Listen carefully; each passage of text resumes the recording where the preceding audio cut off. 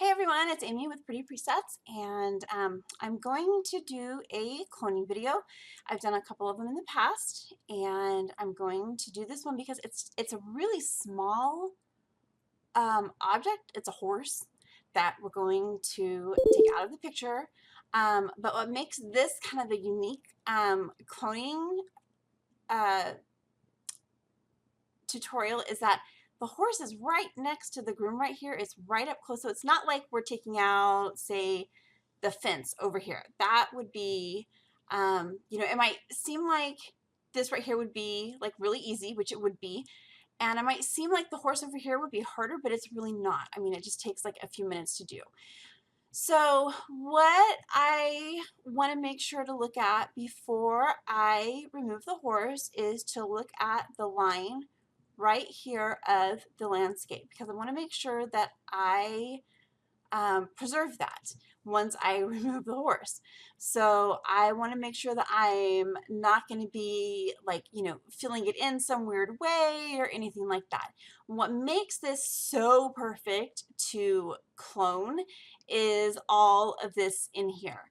I mean, that's just perfect cloning material because the light right in there is perfect and it's just all nice and even. So it's great for getting a sampling of. Now, I'm going to show you what a lot of people think you have to do in cloning, including myself for the first 4.5 years that I had Lightroom. So you guys might find this kind of funny actually. Up until like earlier this year, I never cloned in Lightroom, ever, because I thought the only thing I could do was do a circle. Like that was it. And I thought, well, that's kind of lame. Why would you just be limited to a circle? With everything the Lightroom can do, I don't understand that. So I'm going to delete that circle there before I forget. So I thought, I'm just going to go back to my other program, which was not Photoshop. It was Corel Pro Paint something. I don't know. I don't remember now because I got a new computer and I lost the program. But I bought it when I first started 5 years ago, and it was still the program I would use, my program of choice for cloning and for swapping heads, because I still didn't know anything about Photoshop. I still kind of don't know anything about Photoshop. I know a couple things. I don't know how to clone in Photoshop though. I only know how to clone in Lightroom. So I have to do everything here in Lightroom. So I know what I'm doing here now, and I'm grateful for that. So instead of me rambling on about this, you probably want to actually see me actually clone something. So I finally learned that instead of just making a circle, you can actually move this spot around and you can create pretty much any shape you want. What we're going to do is I'm going to break it up into chunks, okay?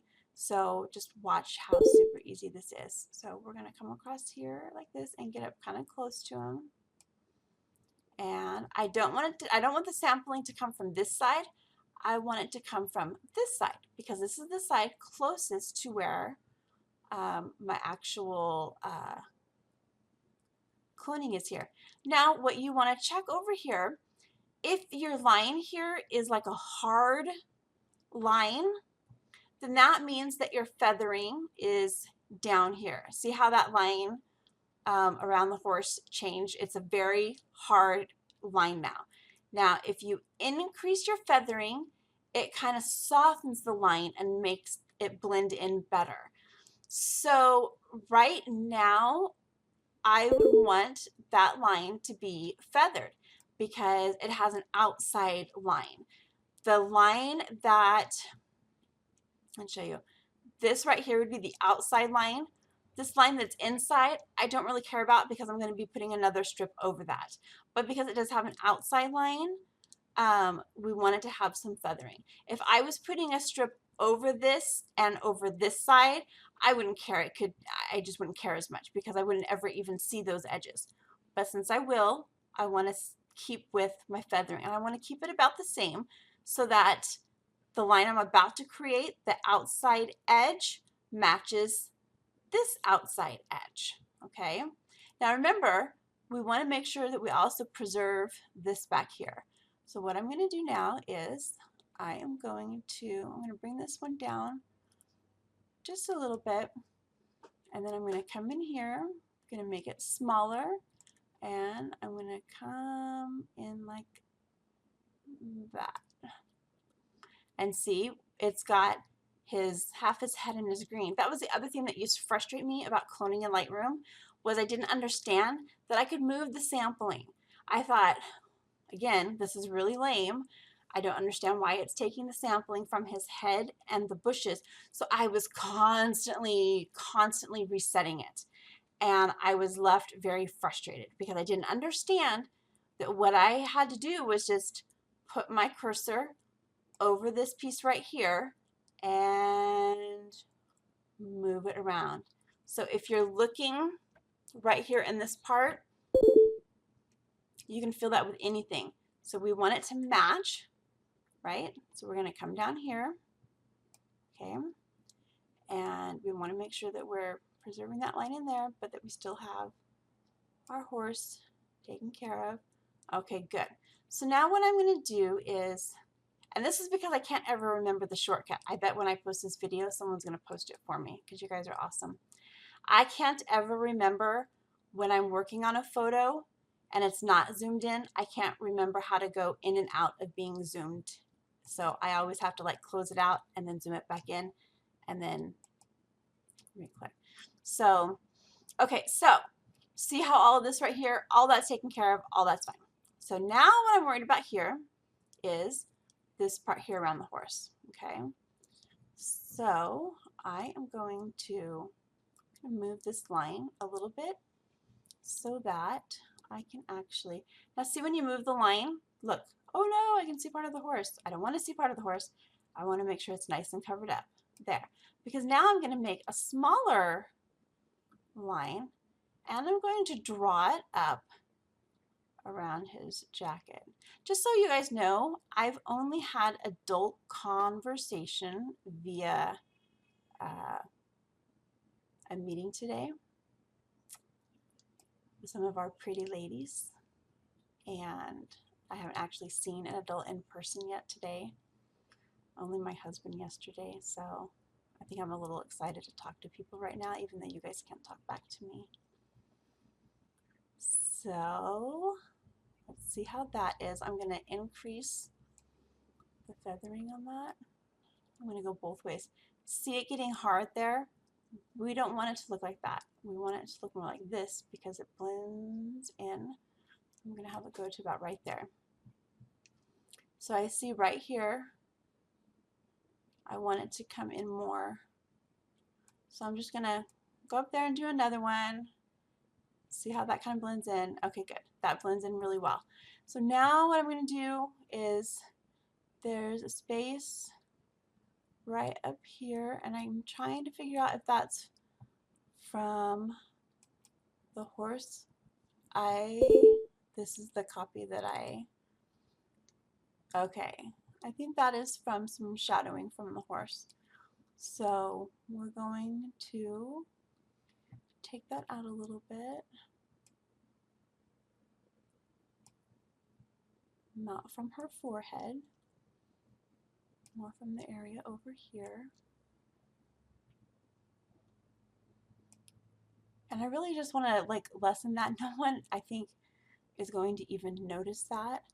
So I'm not too concerned. You can see this part of the post right here. I'm going to take that out because I can. So you just follow and concentrate really hard. The feathering is all the way down. I don't want it all the way down. So did you see that? Look, feathering is all the way down and you can still see it. So I need to lessen the feathering. This is where you want a hard line because it's one half of it is up against a line and we want that line of his suit jacket, and the other half of it blends in with the background.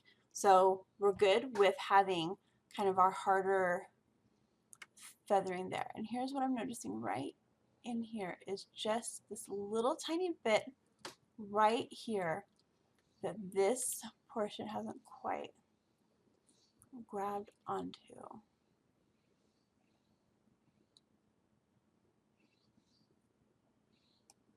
So let's see. Okay, looks good to me. Now what I'm going to do, I'm going to go out like this. We no longer have our horse there. I want to make sure that we have everything blended in here. I want to see, I see a little bit of a darker area right there. It may just be me. So what I'm going to do is I am going to just make one big swoosh and take it from over here. See how the lines are a little bit hard where I did my swoosh? Let me take it off. See how they're hard? That's because the feathering is all the way down. So we're going to increase that and we're done. That's it. Okay, had I not spoken and rambled on so much, that would have taken like 3 minutes to do. When I did the actual edit, I spent about 3 minutes. This is not my picture. This is a picture of that one of the group members had posted, and she had asked for some help with the cloning of getting that horse out. So I just want to state that this is not my image. But I thought that it would be really good for you to see how easy it is to get something like that out through cloning. It really comes naturally once you just practice it a lot. And cloning can be used for just about anything. Like if you wanted to come up here and, you know, if you wanted to fill in the road up here with some trees, you could do that. You want to make it look nice and natural and not from see how you have different options. Like you wouldn't want to come over here because that would be darker. So, you know, you'd want to take a sampling from somewhere that would mix in well with what you've already got. So you would just, you know, you would kind of come up here and kind of go in like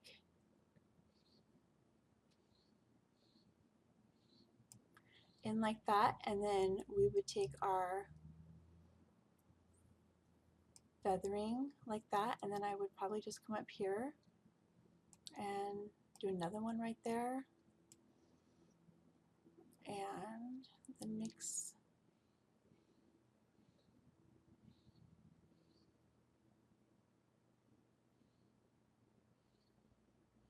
that in. When I do cloning, you want to make sure that you're not doing it like in the same area. See, like this, you wouldn't want to clone like this. You wouldn't want to go like one layer and then the same layer again and then the same layer again, like from the same spot on top of each other, because then it creates like this kind of like ripple looking effect, which you don't want with cloning, because then it's very obvious that that you cloned from that spot. So you want to kind of take it from another area that would blend in with it.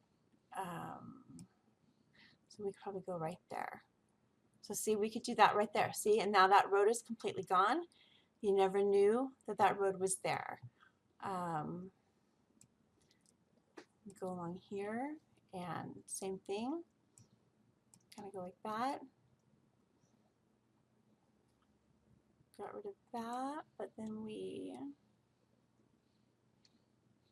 created a little something over here that we want to get rid of, and you got to be really careful when you're dealing with lines like this, because now I have to make sure that my line matches up. Now I've got this guy over here. Now I'm just getting out of control with cloning. But I just want to show you how easy to do some of this is.